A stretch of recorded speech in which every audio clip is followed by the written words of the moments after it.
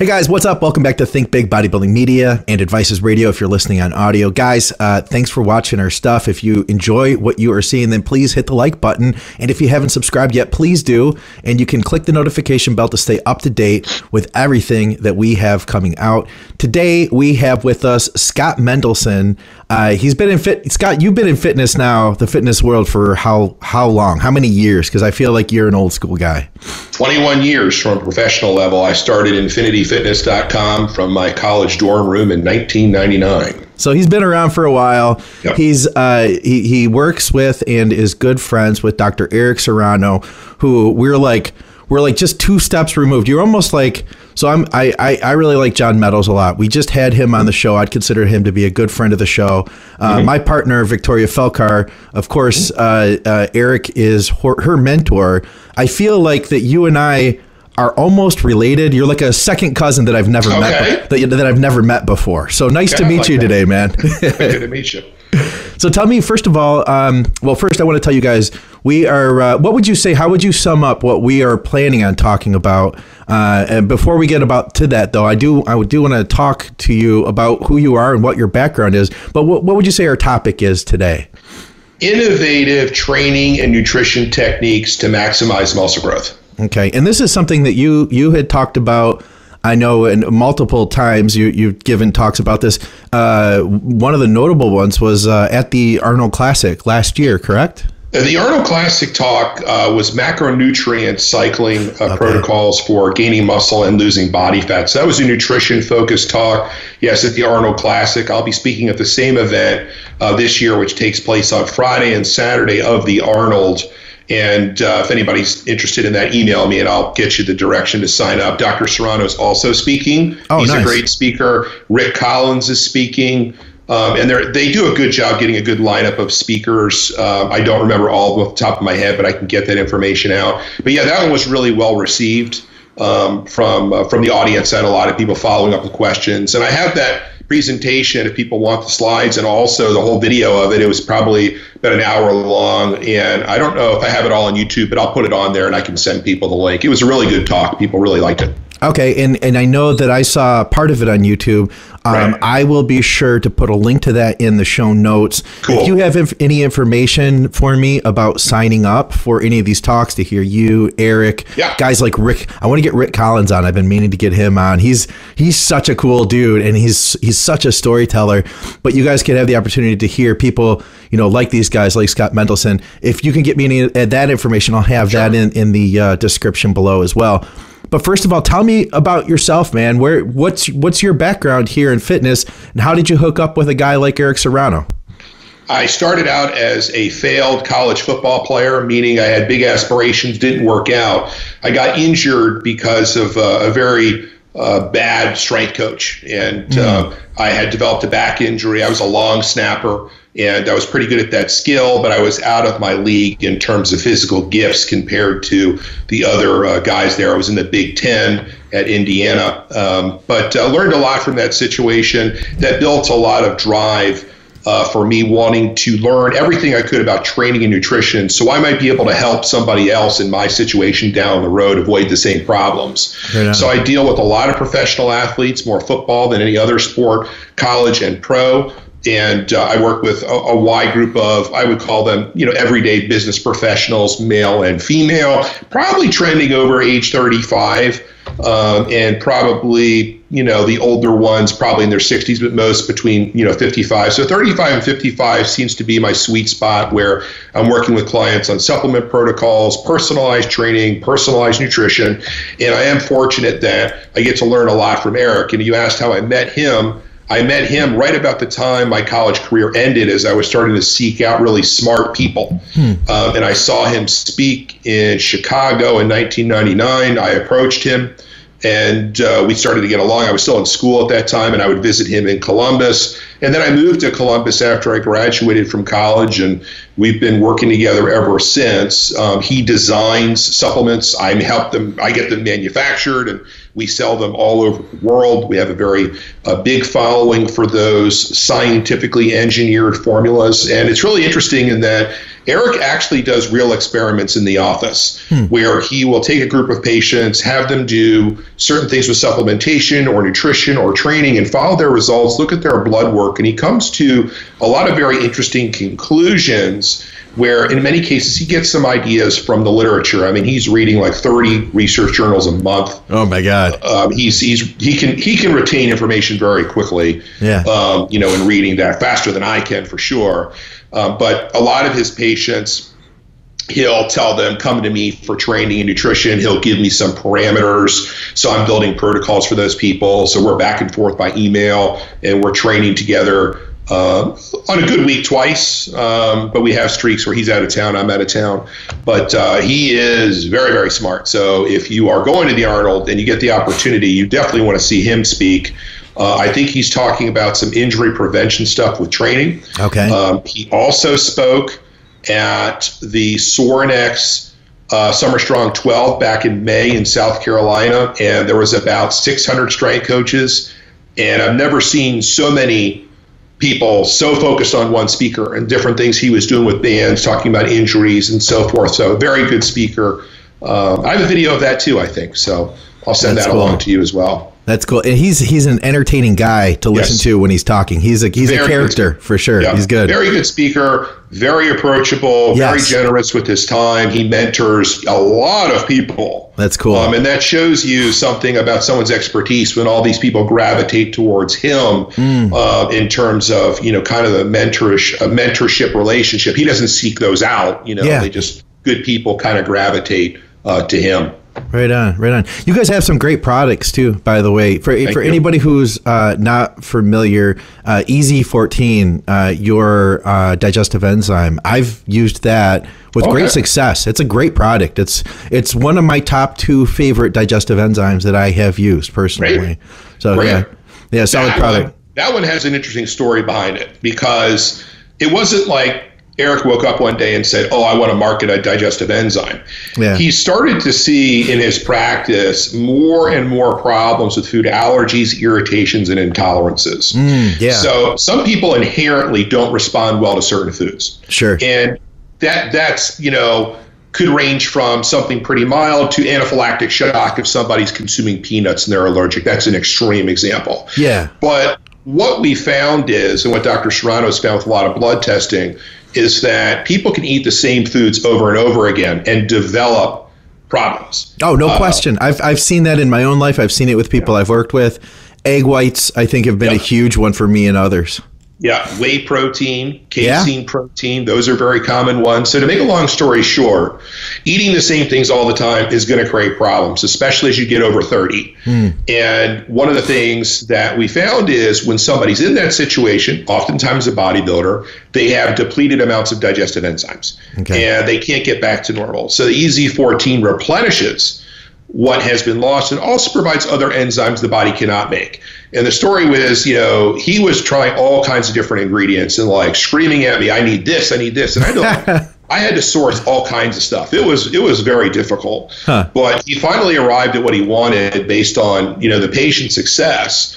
And the EZ14 is really one for a lot of people they can't go without because it makes them feel so much better following meals. They no longer have the problems with bloating and low energy and joint pain and all kinds of other things. They're actually be able to improve their body comp much more efficiently. So that one was when I was surprised how well it worked because initially I was like, well, why are we pursuing that? But after he explained the importance, it's really been effective for people now. For about 3 years it's been available. That's cool. And yeah, I think there's probably a lot of people that are listening or watching this right now that are scratching their head thinking, eating the same thing day in, day out. I think like everybody who's involved in fitness, everybody who's watching this right now, everybody who's on a fixed plan is doing that. Yep. It's scary, man. It's scary to see, just the issues that can arise. Yep. You think to yourself like, no, I don't have any food allergies, but 5 years down the road, 3 years down the road, you might. We see it for people once they're starting to get, again, 30, 35, just their, naturally their digestive enzyme levels decrease, has something to do with the aging process. So that's something that he and I focus on with clients is we get a lot of them pretty pissed off in the early stages because we say, you can't eat that, and that because you haven't used it. And they're like, what? It's like removing a comfort level for a lot of people. But when we introduce new foods, people discover, oh, I like this. I never would have tried that. Yeah. And we have a constant cycling of foods and people really enjoy it. But initially, some of them kind of push back, but we explain the importance and get a good outcome. Yeah, right on. So let's shift focus here. Let's turn to the topic at hand, which I think growing muscle is something that all of us, whether we're competitive, whether we're just recreational bodybuilders, I mean, really, this is foundationally, this is the goal, right? Is to grow muscle. Yep. And where do we start, Scott? One of the interesting things that Dr. Serrano came up with recently, let's say 6 months ago, is called Cluster 6 Pause. So it's a sequence where a set is going to last anywhere from 2 to 3 minutes. Okay. And let's take, for an example, if we're doing a cluster 6 pause with 8 parts to it, meaning you do 1 rep and you pause for 6 seconds. And that could be resting. That could have the dumbbells in a paused position that's very hard on the bottom or the top of a movement. And then you do 2 reps, rest again 6 seconds, 3 reps, rest again 6 seconds, 4 reps, rest again 6 seconds, all the way up till 8. And some of the articles that I sent over to Scott, there's 3 different articles we have with videos and full routines that demonstrate all of this. So don't worry about the whole pattern. But it is really hard. And it ends up being, if you do 8 parts, 36 reps. And the question you get is, well, why not just do 36 reps? It's because the cluster 6 allows you to use a much heavier load for those entire 36 reps. And when people try it, they're like, holy smokes, this is really difficult. Now, one of the benefits is you don't have to do a lot of work sets to get a great benefit. And that's one of the things that Dr. Serrano kind of has to fight against with a lot of patients. They're overtraining, and they don't think it's overtraining. He does. He looks at the blood. He looks at the situation. So he's always trying to find ways with, let's call them special executions, certain exercises, other patterns, to raise the intensity and reduce the volume. Man, that's this is exactly everything that the path that we've been going down. I think, we have several different hosts here at Think Big and Advices, and every single one of them say what you're saying right now, that this is the goal. And I get it. I feel like years ago, early in my training, I didn't have the ability to build the intensity it took to be able to get everything I needed to out of, just a couple of sets. Thus, in order to grow up, my answer was, well, if I want to get bigger, apparently I need to do more sets, right? So 12 turns into 16, turns into 20. And, eventually you figure that out. So what it sounds like you're telling me is this cluster 6 is a way that you can kind of hack that instead of basically a way that you can build that intensity, almost like the same way that doing, say, like a rest pause set would be a way that you could kind of increase that intensity real quick. So you mentioned something that's interesting. When you started out, you gradually built up the volume to grow, but now your training age is much different. So as you train for a longer period of time, your nervous system becomes more mature and the loading becomes more important to grow. That's something you're not going to read in a magazine where they put out these generic routines with this is Branch Warren's latest workout or whatever. Or whatever the latest Avenger is, right? Oh, yeah, this is his workout. Yes, yeah. And that one's really annoying, It's like, well, whether or not they're really doing those routines, who knows? It's a whole different story. Right. But people, one of the difficult things that I have with working from a client from a distance is what my definition of intensity is and what their definition of intensity is could vary quite widely. And many people don't know what they're truly capable of until they're willing to push their limits safely. So I don't advise people to do reckless things and use poor form.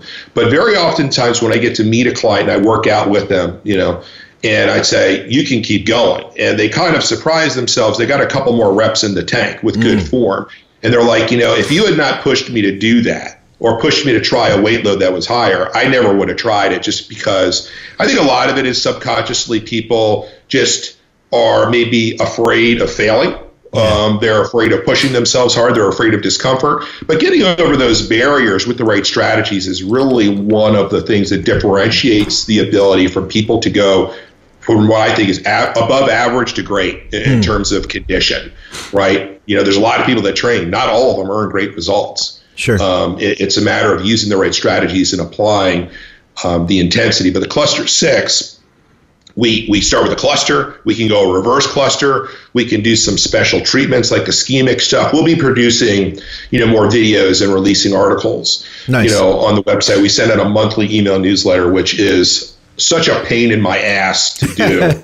People have no idea how much time with the editing. Maybe you do. I mean, with the editing and writing the articles. But we have a new training and nutrition article every month where the information is actually very useful. That's always the goal. Give somebody something they haven't done before. Give them something that's new, and it takes a lot of work. But we're really proud of that in terms of the good info we're putting out for free. Right. It's all information out there. There's no membership fee, nothing like that. We have a lot of great videos. Play real fast. That's through Infinity Fitness. InfinityFitness.com. Right. Okay. And, that's the email newsletter goes out every month, and we'll have, again, a training and nutrition feature, very detailed, very long. I like that. Not like the short, 30-word article. We have a routine every time, like the cluster 6 pause. We've got an arm, a leg, and a torso routine.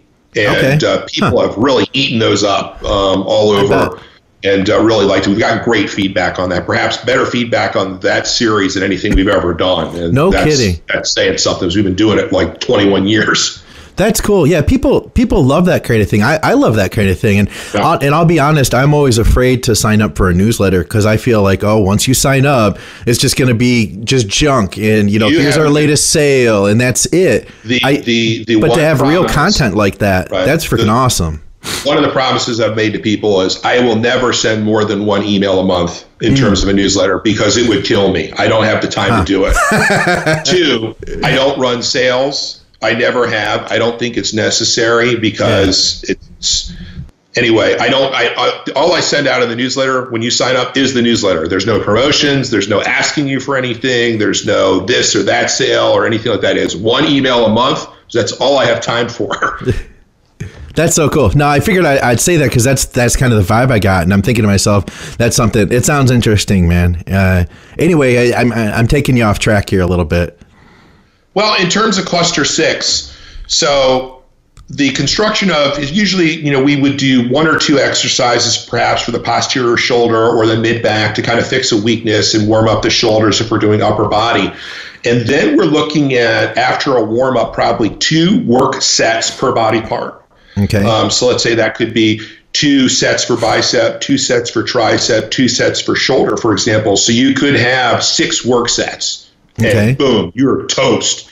And the idea is you're getting so much stimulation for growth in terms of a multitude of muscle fibers, having a good impact on the hormonal environment. But you're able to get this particular training session done in, let's say, including warm-up, less than 40 minutes. No kidding. There's some importance to that. One of the things that Dr. Serrano found is that the longer the workout goes, especially as you begin to approach an hour for a natural person, they're going to start to have some difficulties with the testosterone to cortisol ratio, where the stress hormones begin to climb, and then it begins to negate a lot of the work that you've done.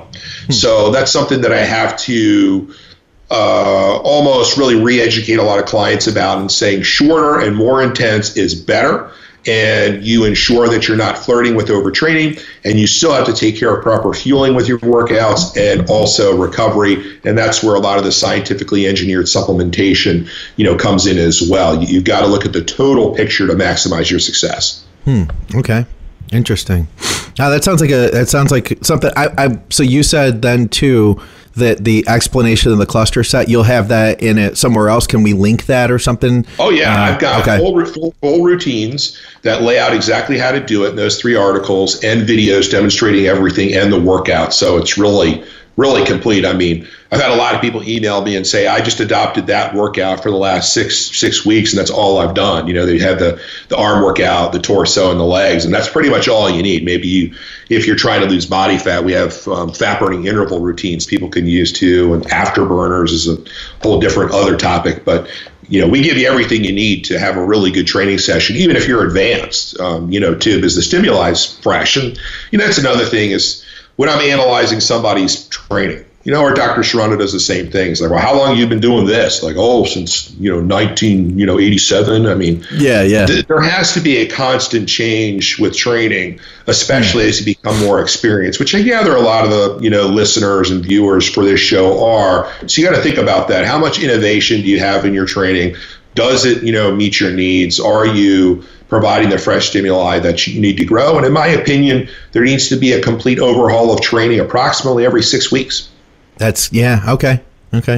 Yeah, fair enough. Can you talk to me a little bit more about what you mean when you said that I think you said your central nervous system becomes more mature? Because I totally feel that, man. I know exactly what you're saying, and it's not something I've ever heard anybody talk about before. So, the nervous system, Louis Simmons said, he's famous for this quote, many quotes, I'm sure. Muscles don't lift weights, nerves do.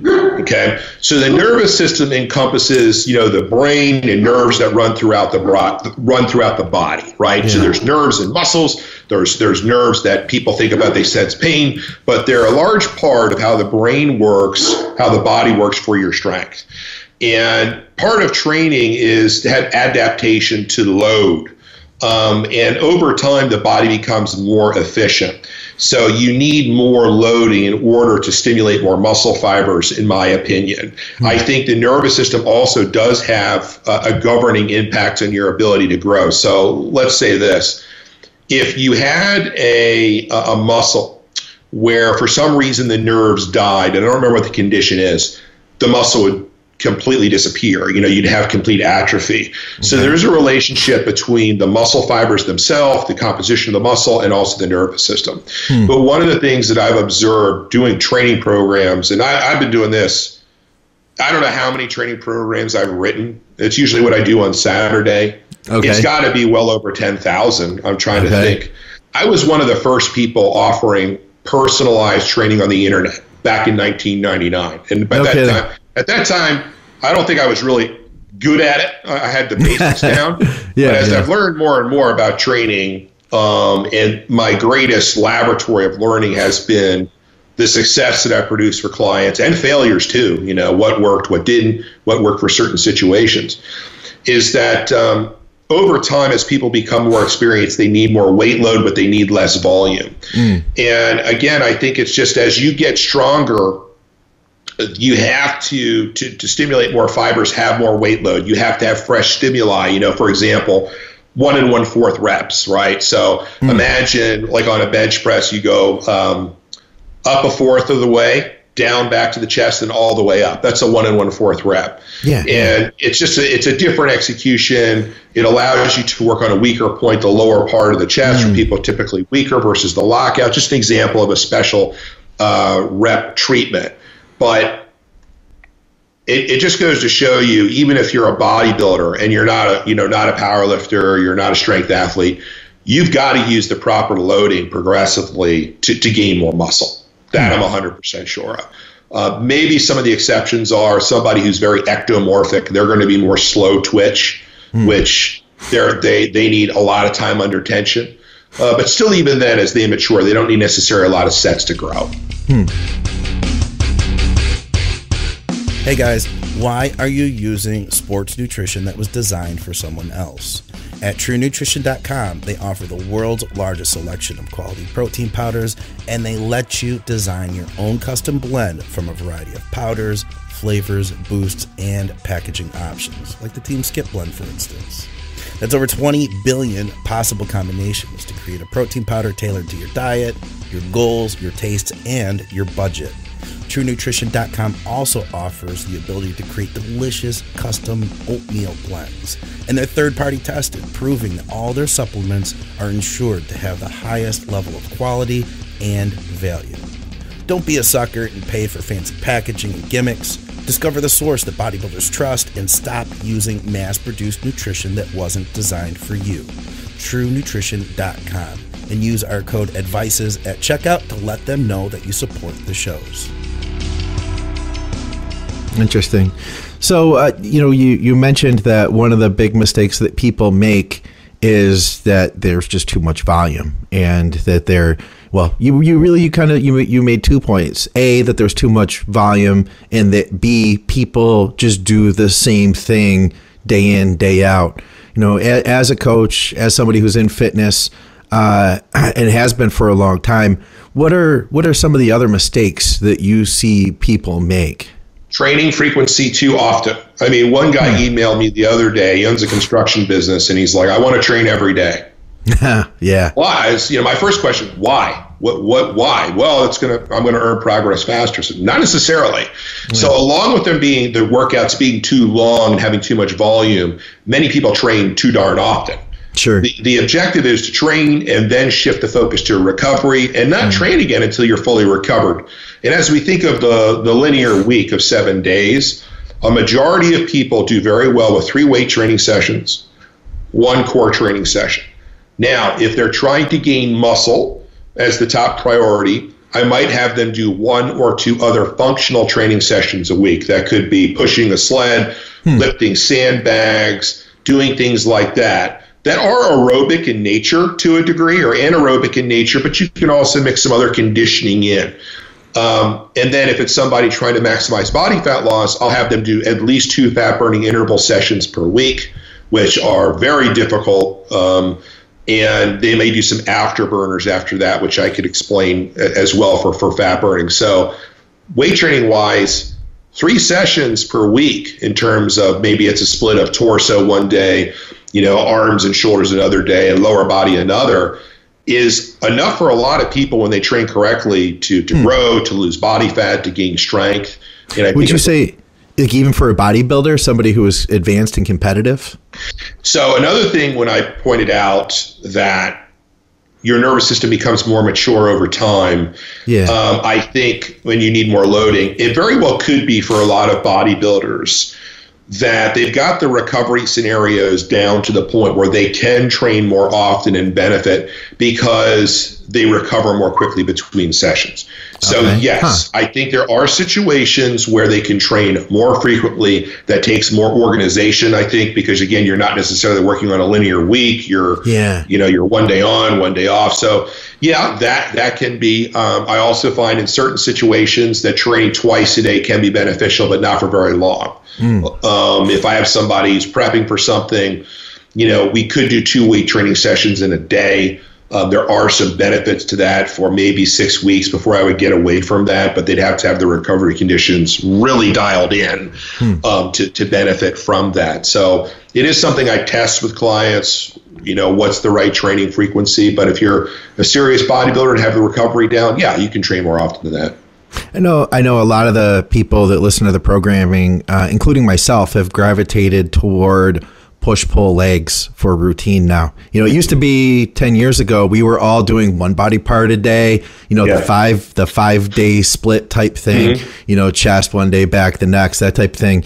Now everybody it's gotten very, very popular to split it up. I think one of the issues that, a lot of us are seeing are that there's that inclination to want to do more. So, a lot of people are now, lowering the volume, but then doing 2 workouts a week. They end up training 6 times a week. Possibly some of them just keep going, do 7 times a week. And I mean, obviously there comes a point where it's too much. Do you feel that you need like an actual day off of all weight training in order to recover? Like it's not just, you're not just talking, I guess, about just the muscle recovering itself. You're talking about the recovery of everything, huh? Yeah, I mean, one saying is that the muscles don't fully recover until the nervous system doesn't fully recover until the muscles do. Okay. Yeah. So I do think that 1 or 2 days off completely per week is important for preventing overtraining and proper recovery. So on those days that you're not training, you could do some general stuff, walk around, do some flexibility stuff. I mean, I get all these questions about should I be doing yoga and all this stuff. So let me break some hearts. Fucking yoga is not going to help you grow. Okay, this is true. It's like, my goodness. It's like, I don't know why. Like, personally, it's not my thing. Now, I do like stretching with bands and doing so in a strategic fashion. If you want to get more flexible, doing that right and assessing where you're tight, and then stretching in a way that addresses the tight structures is very productive.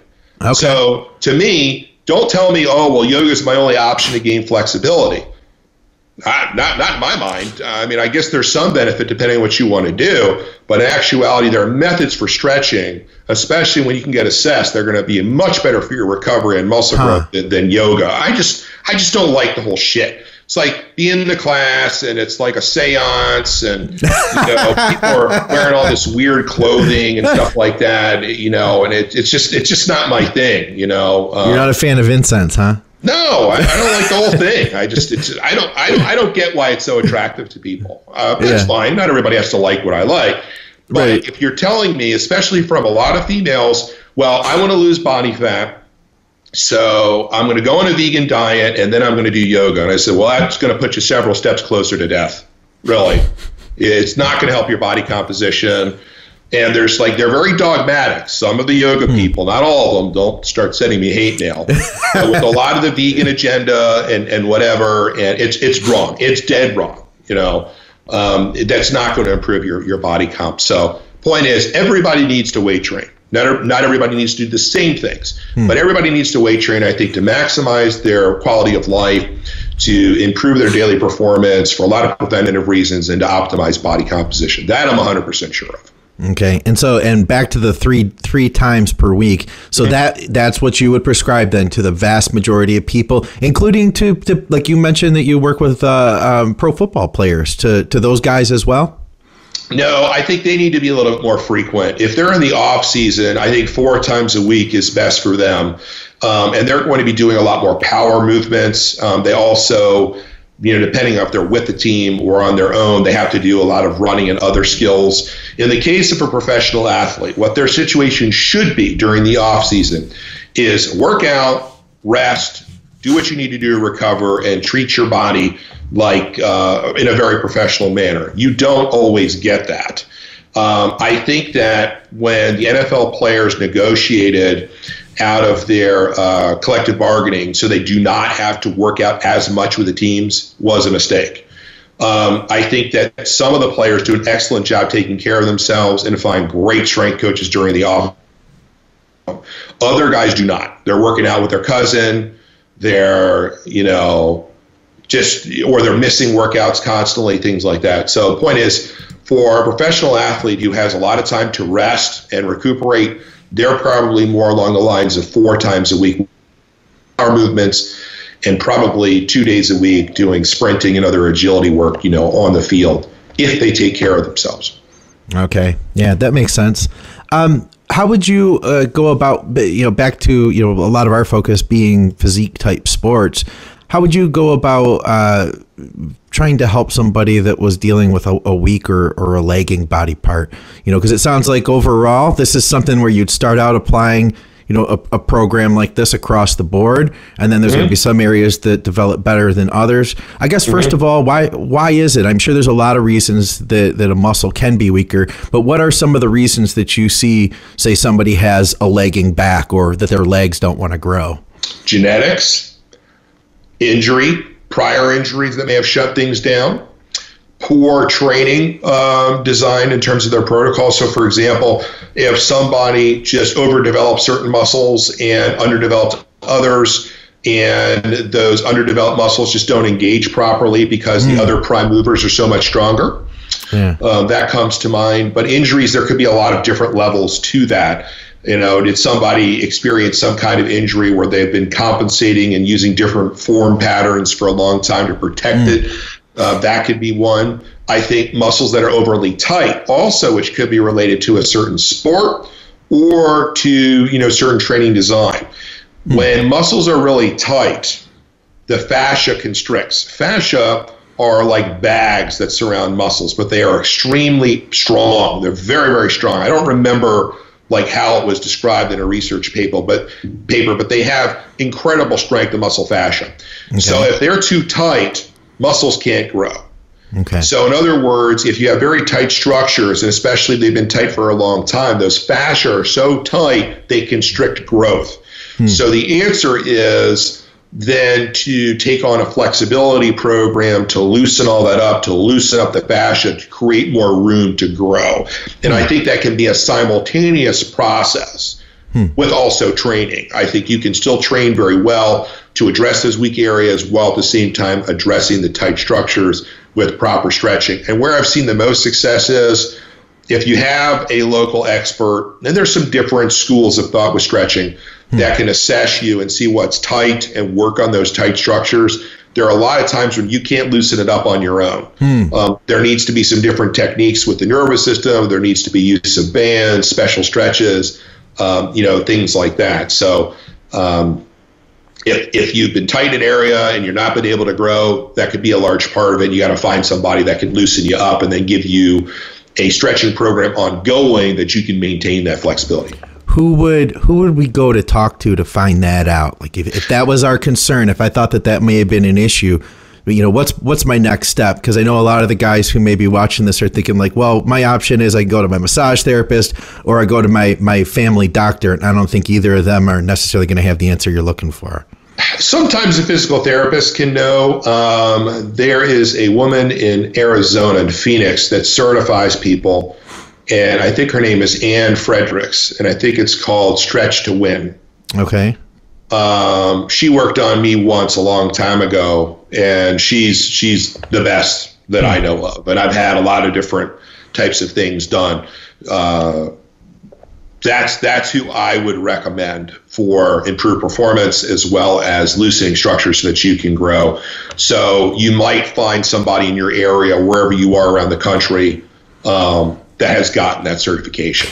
So would like fascio stretch therapy, that would be kind of, okay, so that's what you're looking for. Man, we have a woman here, Becky Wilson in Detroit.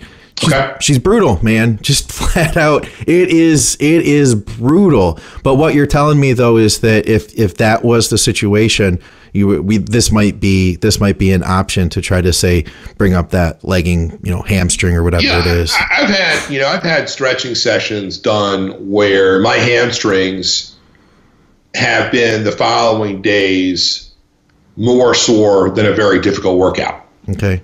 So that tells you something. So you have to take care of recovery. And what I advise a lot of clients to do is I'll have them use the 100% MR before and after one of those intense stretching sessions, just like I would a workout, to accelerate recovery of the muscles as well as the nervous system to keep them on track. And it massively prevents or reduces the amount of muscle soreness. And that is a scientifically engineered blend of branched chain amino acids, glutamine, taurine, B complex vitamins, and niacin that Dr. Serrano developed. And the specific ratios of branched chain that he uses is much different than everybody else. We don't list it on the label because we don't want everybody stealing the formula, but our approach is much different, and it's tremendous for reducing soreness. So when I tell people, you better use this before one of those stretching sessions, if they don't listen, they're going to learn the hard way because they'll be sore for days. I'll have to check that out. If Dr. Serrano says it's good, then I'm sure that there's something behind it. No question. Oh yeah. Yeah. I don't want to take us too far off track here. I know that before we talked, you sent me some of the information and stuff that that we were going to talk about. I'm not sure where you wanted to go next, but I'm open to hear anything you have to say because everything we're talking about here is interesting to me, and I'm sure everybody else feels the same way. I think as far as the training stuff, I've got those articles I sent you, and people can see those videos, and then perhaps we can do another session in the future where they submit some questions about it, and we could, revisit the training stuff with the Cluster 6, because people really love those videos. But on the nutrition front, for muscle growth, one of the things that we discussed was a 2-part post-workout meal. Okay. And I got a really good response to that at that talk that I did at the Arnold Classic. So if you're going to train hard, you've got to put the right resources into nutrition. I think post-workout is the most important meal of the day, right? 20 years ago, they'd always say breakfast is the most important meal of the day. And my response would be, well, if it happens to follow training, then great. Otherwise, it's really not that important, right? Especially by the way, now that we know that fasting is so beneficial for body fat loss and even for muscle growth too. Yeah. So you don't necessarily need breakfast. I believe in concentrating a large percentage of your overall food intake during the meals following training. So, in the example that I gave at the Arnold, we wanted to accomplish certain things. So one of the things I want to recalibrate is post-workout nutrition years ago went the route of, for bodybuilders, how much, high glycemic carbohydrate can I get down my throat to raise insulin levels, because that's the key to growth. Oh, yeah. And one of the things that I think they overlooked is that the way the body works, it may initially have raised insulin, but over time, to reach that same peak of insulin, you needed more and more of that, carbohydrate in terms of sugar. So you hit a wall, and when your insulin sensitivity becomes poor, that's bad for a lot of reasons. So I think people stopped seeing as much benefit from that, really had to scratch their heads and look around. I've never been that high carb advocate for post-workout nutrition. That's not my belief and what I've seen work well, especially for natural trainees. So then we look at what do we do with proteins and what do we do with dietary fat. So in one of these slides that I sent you, I'll read off the things. These were good notes that I had there. Is that dietary fats can manipulate the length of the anabolic window. And this is something that Dr. Serrano turned me on to, is we're not just looking for how high can insulin levels go, but how long can they remain elevated, and that has a governing impact on our ability to grow.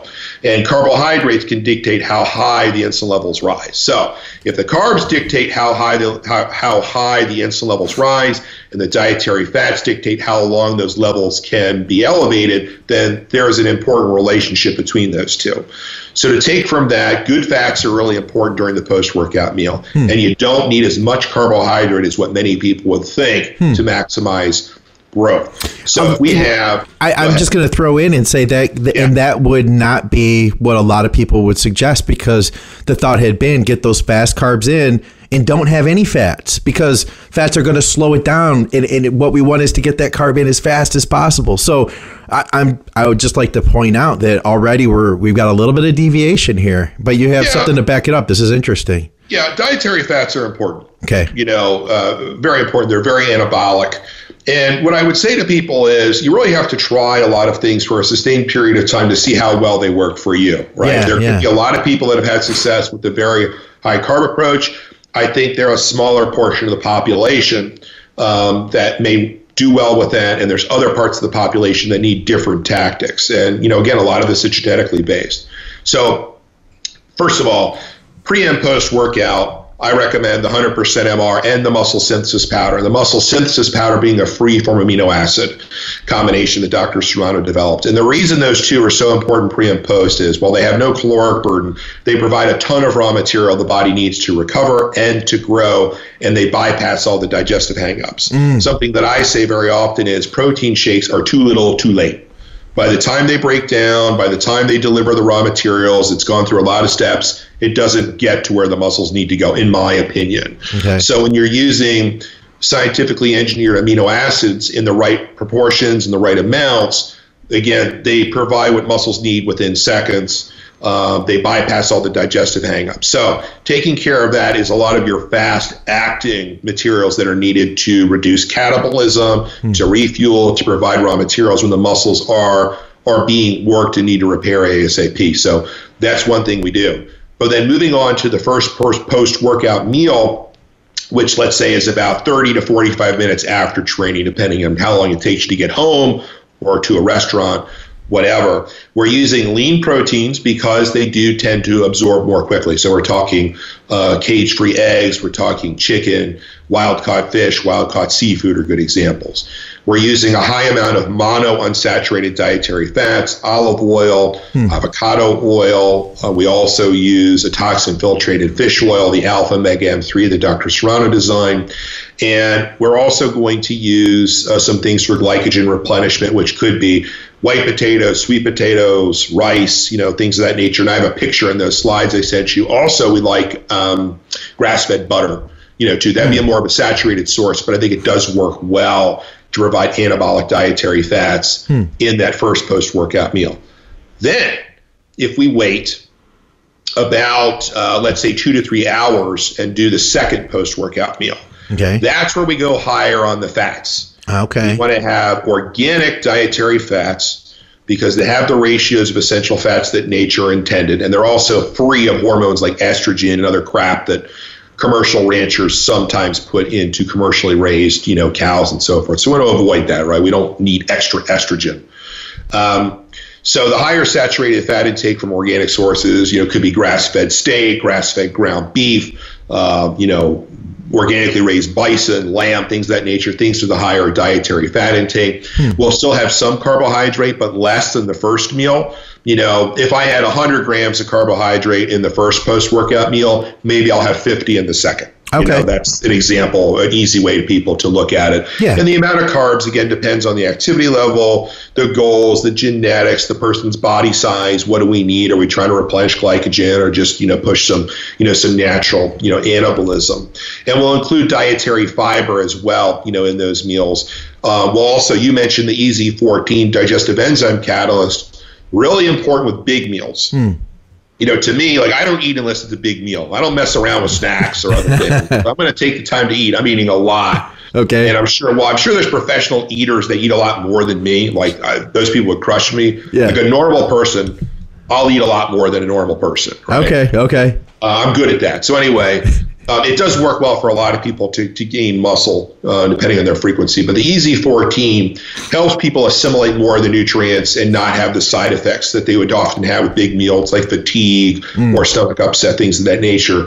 And it helps to allow the body to dedicate more of its resources to absorbing, nutrients to grow. Yeah. That's one of the benefits you get. And the alpha mega M3, what we found is the specific ratios of dietary fats help to drive more raw materials into hungry muscles instead of spilling over into fat cells.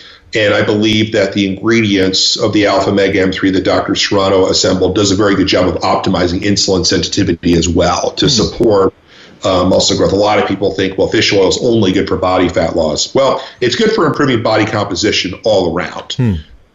So that's a window into that 2 post-workout meal strategy. And I'll tell people, if you're going to focus your efforts on nutrition, you've got to get that right, especially if you want to grow.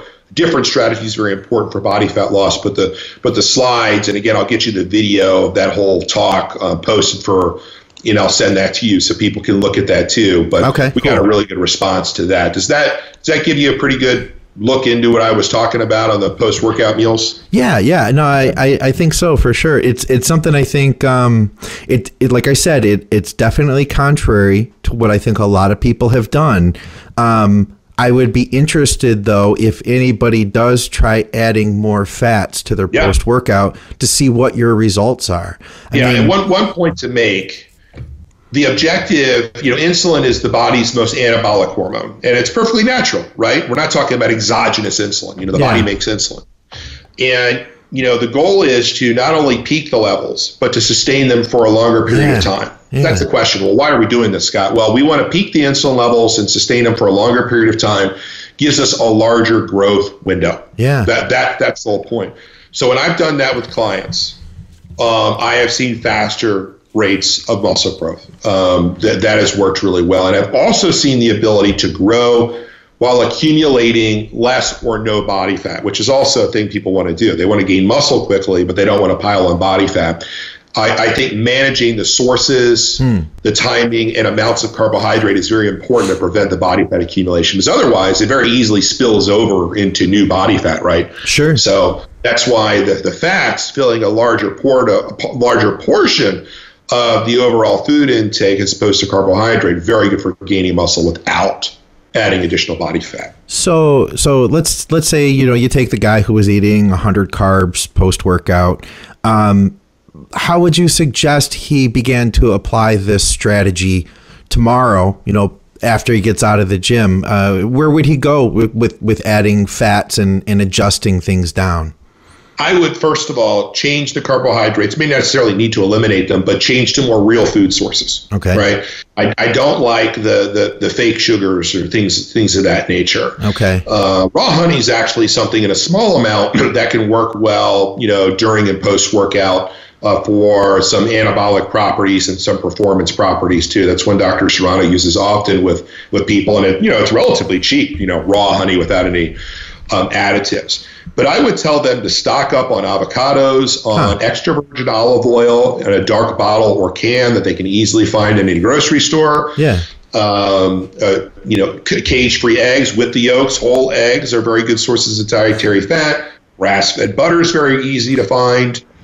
And again, the leaner protein sources, chicken's fine, assuming you're not allergic to it, meaning you have a built-in allergy. So I have a lot of clients where they're eating chicken so much the feathers are coming out of their ears. Yeah. And I'm taking them off chicken for a while. So they say, all right, what do you want me to use? So alternatives to that very easily usually are like wild-caught fish, wild-caught seafood, which people really enjoy. I mean, it's just a matter of cooking them right. I mean, it's not that hard, but like cooking a big thing of shrimp in butter with some seasoning in a pan, I like that. That'd be delicious. Yeah, I mean, and it's something completely different. So you go to a store and you get the wild caught shrimp like Trader Joe's. I don't know how much it costs. That's one thing. Like, I don't want to hear people complain about, well, this food costs this or this. I don't give a shit. Okay. Right? Like, to put it frankly, if you're going to invest all this into your body, then don't buy alcohol, don't smoke cigarettes, don't buy chewing tobacco, don't subscribe to 1,800 cable channels. You know, I mean, if it's important to you, food has a lot to do with your quality of life, and you can find good quality food choices at reasonable costs, right? Sure. Don't say, like, oh, I can't do this or that. Yeah, you can. You can find most things reasonably cost. Good example. Grass-fed ground beef has come down in price tremendously. Oh, it has, hasn't it? Yeah. I've noticed that. That's a very good source of food for people that want to gain muscle. So you can make that into burgers or whatever. And I don't know what it costs a pound off the top of my head, but a younger guy was telling me the other day that he was amazed by how inexpensive it was compared to other things. So you just kind of have to know where to look. That's what I do for a lot of clients. I help, look for this, look for that. Let's try and find a different way. Or, if I know regionally where a certain store is, I'm going to recommend it. But Trader Joe's has a lot of good food sources that are pretty budget friendly. I guess what I was asking though was like, how much fat should someone use? Okay. So depending on their size, let me think here. If you were using that strategy, a 2-part strategy, and the person was trying to gain muscle, and let's say the person is 180 pounds, is that a good weight to use? Sure, sure. Then I'm going to say the first post-workout meal, maybe it has upwards of 50 grams of dietary fat, and maybe the second post-workout meal has 75. Okay, so that's okay. See, now I wasn't sure what you're talking about. If you were going to ask me to guess, I would have guessed a lot lower. I would have thought you were talking about 15 grams in the first meal and then maybe 30 in the second. Right. And then protein-wise, so let's talk about that. Protein-wise, the first post-workout meal, let's say 50 grams. And in the second, let's say probably first post-workout meal, 60 grams protein, and the second post-workout meal, 30. Why? Okay. If I'm going higher dietary fat, such as grass-fed ground beef, in that second meal, it's higher in dietary fat, lower in protein. Still a good source of protein. But that's going to get me the ratios that I want. Those are some things that just thought up in my head. So let's go over that again. So carbohydrate, what did I say? I said the first post-workout meal, 100 grams. Right. And the second one, 50. Correct. On the protein, I said 60 grams in the first post-workout meal. And in the second one, 30. So half. Now, in dietary fat, I was different. I said 50 grams of dietary fat from good sources in the first meal and 75 in the second. If I had somebody that was still having some difficulty growing, I would then add more dietary fat to that second meal. Really? And I could see where an enzyme could become really helpful here, because I feel like, fats, sure, it's going to help to stabilize that elevated insulin, but it's also going to make you feel really full too. So if I'm eating 50 grams of fat in that first meal, I could imagine it might be harder to get that second meal in.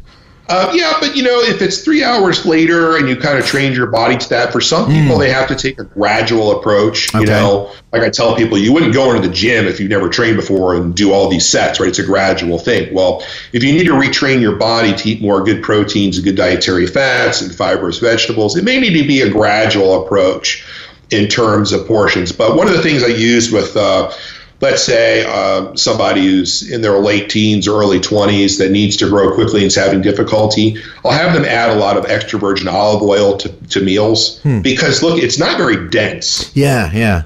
And they could very easily, you could drink it. I don't like drinking it. Dr. Serrano likes drinking it. Does he? Yeah, he puts... I could, but anyway, I like adding it to food, like in dressings, things like that. Yeah. But if you're going to use a dressing, you're better off making your own because most of them have soybean oil, canola oil. You don't want that. Yeah. So when I say extra virgin olive oil, the dark bottles, just pour it on your food and, add some spices. It's a very good way to get your dietary fat intake up from the monounsaturated sources very quickly. And it's not very filling, at least initially. Okay. And I could see too, I feel like fats are going to fill you out too in a way that carbs aren't. From what I understand, we do store carbs in the muscle, but we do store fat in the muscle too. There are triglyceride stores in the muscle. From what Dr. Scott Stevenson was telling us, we had a whole conversation about fat loading and how some people will benefit from eating more fats, leading into a show. There is going to be not as high of a percentage as you're going to be able to hold in glycogen in the muscle, but there is going to be some percentage of that I could imagine. After I ate this meal plan, I would probably feel a lot fuller the next morning.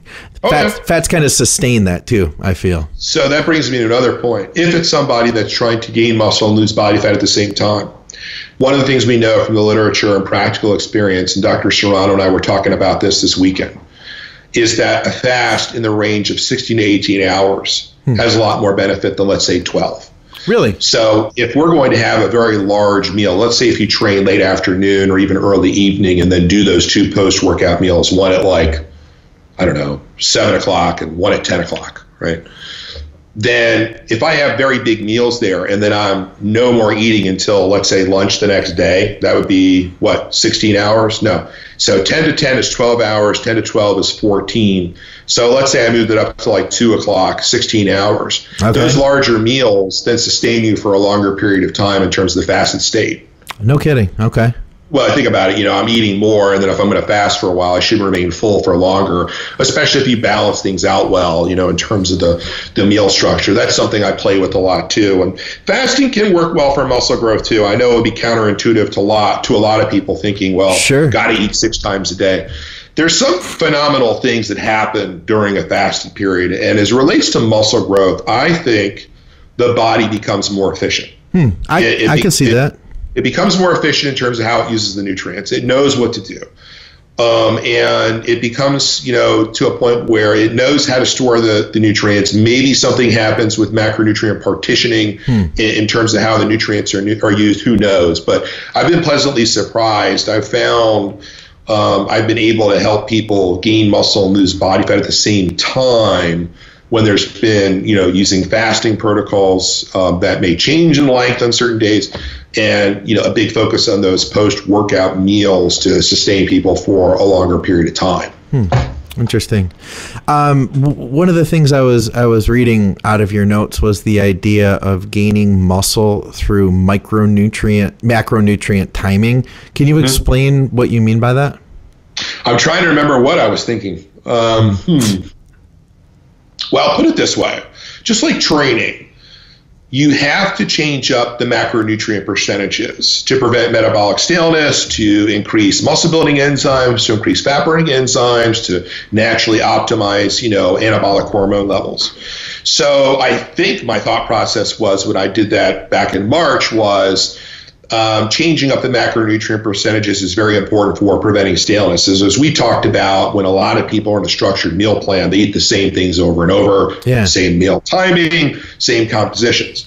Well, just like eating the same foods is problematic, eating the same ratios of protein, dietary fat, and carbohydrate also becomes problematic. So that's where it comes into where maybe you would use a higher dietary fat and protein and higher dietary fiber approach in meals leading up to training, and then switch to more carbohydrate during the meal following training would be an example of macronutrient cycling. Okay. But dietary fat loading, which you'd mentioned, which is something Dr. Serrano's used for a long time, where you could have 1 or 2 days of the week where your dietary fat intake was much higher than the other days of the week to serve as a significant strategic contrast.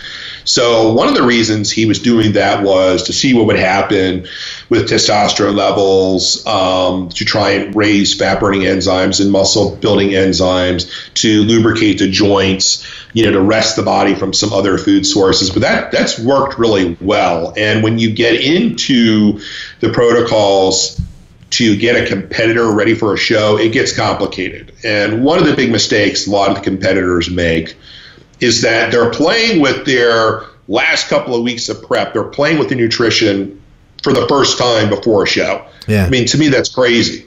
And then you have to experiment with this stuff, like I do with clients, pretty far in advance to see what works, kind of go through a simulation round. And that way, when you're actually getting into show prep, you know what to do, how the body's going to respond. Absolutely. To these different things. And that's a stressful thing for a lot of competitors. They put in all this time and they're like, well, here the last 2 weeks, I'm going to try some new stuff. Let's hope it works. Oh, God, it's the worst. No, that's not a good approach. You got to try with that a lot earlier. But when Dr. Serrano uses fat loading, which also do some carb loading too, he's had a really good outcome with that. Okay. Interesting. All right. I saw that in the notes. I figured I just wanted to make sure we touched on it. Yeah. Is there anything else we have here, Scott, that that you really would like to bring up before we wrap the show today? There's so many things. Yeah. And I feel like we've talked about so many cool bits and topics everywhere. So yeah, if there's anything else you can think of that we should throw in here, I'd love to hear it. If not, that's okay too. I think one of the things I'd like to get across to people is there needs to be a consistent innovation in terms of your nutrition, in terms of your training, to keep progress going. And there are some other benefits that maybe people had not thought, back before they do it, in that when you integrate some new protocols and all the details are laid out, it builds a lot of confidence. And that improves the consistency and the quality of the execution. And I think that's something a lot of people overlook. Why are we doing this? Why are we going to the gym? Why are we putting all this effort into it? Are we doing it just because we like doing it? Or are we actually looking for, an aggressive result, an aggressive change in, body composition? So it doesn't have to be overly complicated, but you got to have the right strategies. And at times it takes a little while to find those strategies. So I guess the best way to end it would be is that, if people want to submit some questions to you, to me, and we could come back on and do another show, I'd be glad to address those questions and think about them a little bit in advance so I could give people some solid stuff. That'd be fun. And people can email me directly. They're always surprised that I respond to emails myself, like who else would respond, So your secretary or something. Yeah, I respond to all of them. And my email is Scott, SCOTT, @infinityfitness.com. And email me. I'll respond to you. And I can usually direct you to some materials or answer a question that'll be of benefit to you. And who knows, you might share some information with me that I didn't know. So I'm always kind of learning from a lot of these interactions. And I would encourage people to check out the website. We've got so much great free material in terms of training and nutrition from myself and Dr. Serrano, a lot of the videos we do together. So look around, you'll find all kinds of, good stuff there. But yeah, I'd really like the opportunity to come on again, to answer some questions and talk about other topics people are interested in. Let's do that. And I got to say, I like this because your ideas you have your own, you're coming from a slightly different perspective, which is good. I feel like we need to, even if at the end of the day, say you said something and I don't end up agreeing with it down the road or whatever, I decide, okay, I don't agree with Scott on whatever topic, which that did not come up today. There was nothing where I'm like, I don't agree with that. But that said, stopping and thinking about things and questioning things, looking at other people's ideas and thinking in a slightly different way than you normally do, that challenges me to continue learning. So this is really cool for me in that regard, because we kind of backed it up and you came up with some ideas that, like I said, especially that fat thing, that fat post-workout, which I could see some benefit with that. That's something that you've got some gears turning in my own head. I want to look more at the cluster 6 program that you're talking about too, because I could see, even if somebody weren't to say use that, as it's written perfectly, I feel like by looking at that kind of thing, you can start getting those gears turning, and that you might come up with something on your own that you wouldn't have thought up otherwise. There's a lot of benefit here. So I really appreciate you taking the time, Scott, out of your day. As a busy guy, man, I know what it's like, to have to take an hour out of your day to stop and not be answering. I'm sure you're getting a bunch of emails and everything else. So I really do. I'm honored that you would take time out of your day to talk with us and share your education through, years of experience now in this industry. Oh, I appreciate the opportunity. All right, guys, this has been Scott Mendelson from Infinity Fitness. Leave us some questions, on the YouTube video here. If you guys have anything that you'd like to ask Scott, we'll plan something for the future. I will also put out a thread when we release this show over at the Facebook group. And this is really good. Scott Mendelson, I'm Scott McNally for Think Big Bodybuilding Media Advices Radio. We'll see you guys soon.